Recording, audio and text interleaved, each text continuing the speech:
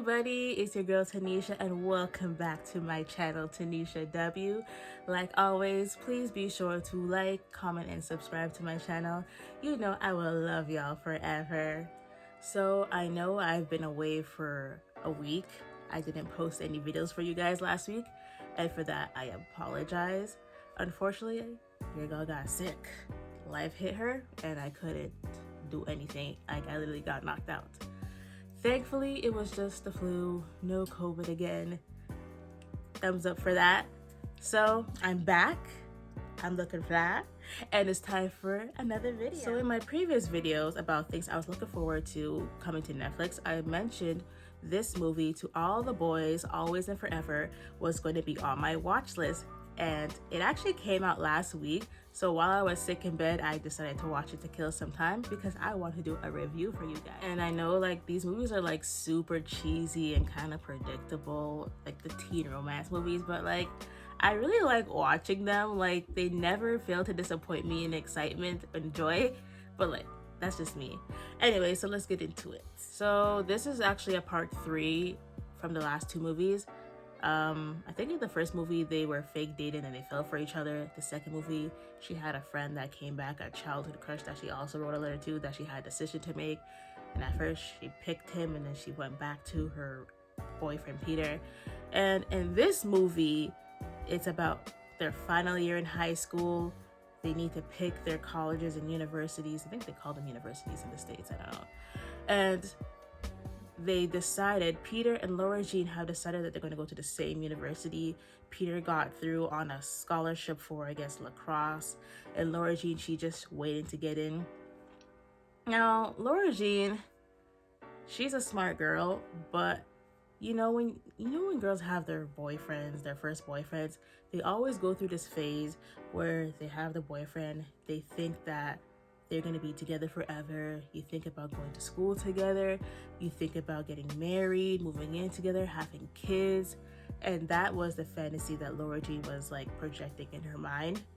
Like she felt like that's how her life was supposed to go. But like she's young, she's impressionable, she don't know any better.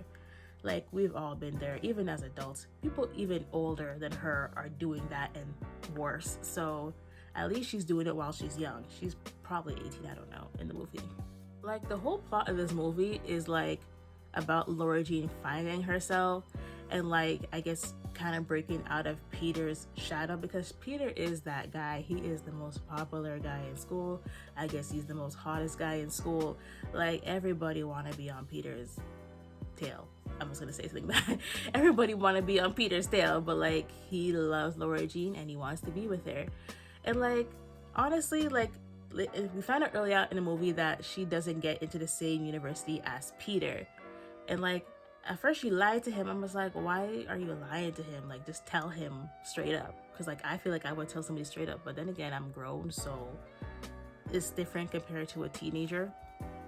Eventually she told him that she didn't get into the university, so they constructed this plan where she would go to this university that was like an hour away and then meet up every weekend just to be with each other. And like I guess going to university in the States is a lot different than say I guess Canada, because like Canada, the universities are pretty close knit unless you go out to a different province.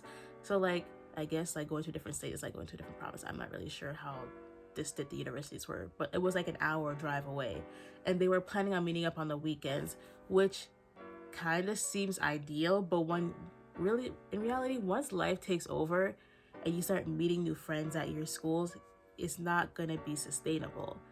And in my mind, I'm watching this, I'm like, this is not going to work out. Like you say that now, but girl, it's not gonna work out.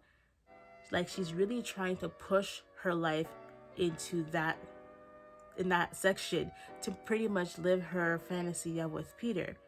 But like Peter not giving that same energy is what I was noticing. I'm just like, girl, what are you doing? Like I know it's a teen movie, I get it. Like I understand that she wants to be with him and vice versa, but like I don't feel like she should be like basing her life on a guy and solely for a guy.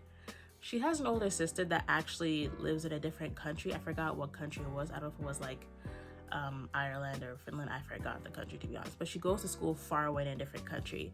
And her sister was like, yo, check out different opportunities. You don't know what you would like. You might even like New York City.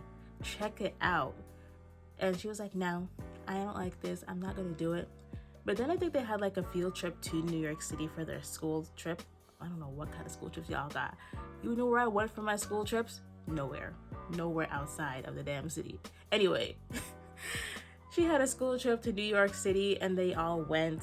And then she got to experience NYU, the university that her sister was telling her about.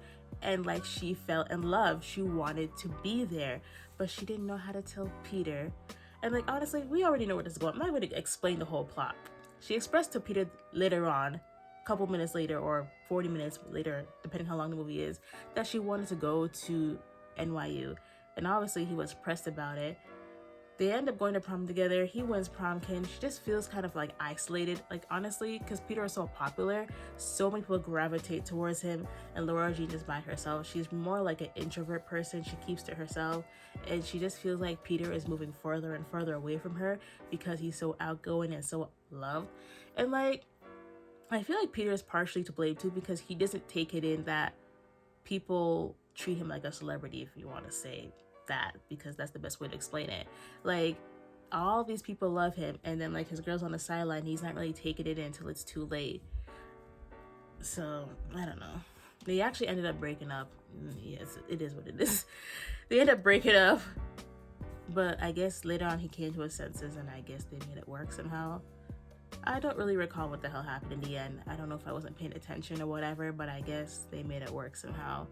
They figured they'll be together forever. Do I believe it?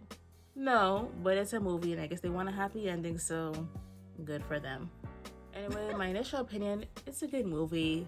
It's not the greatest, but then again, like I said, I like cheesy teen romance movies. They're like my go-to. Like, a lot of people didn't like the Kiss and Booth, but I loved it. I love cheesy stuff, so it doesn't bother me.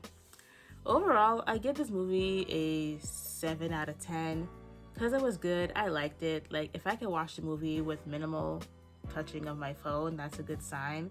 That means I'm engaging with what's happening, and I really like that. So if you guys are curious about it, go check it out on Netflix. Anyways, thank you for watching my video. I hope you liked it. If you'd like to talk about the movie, comment down below. Interact with your girl. Anyways, peace out, guys. Take care.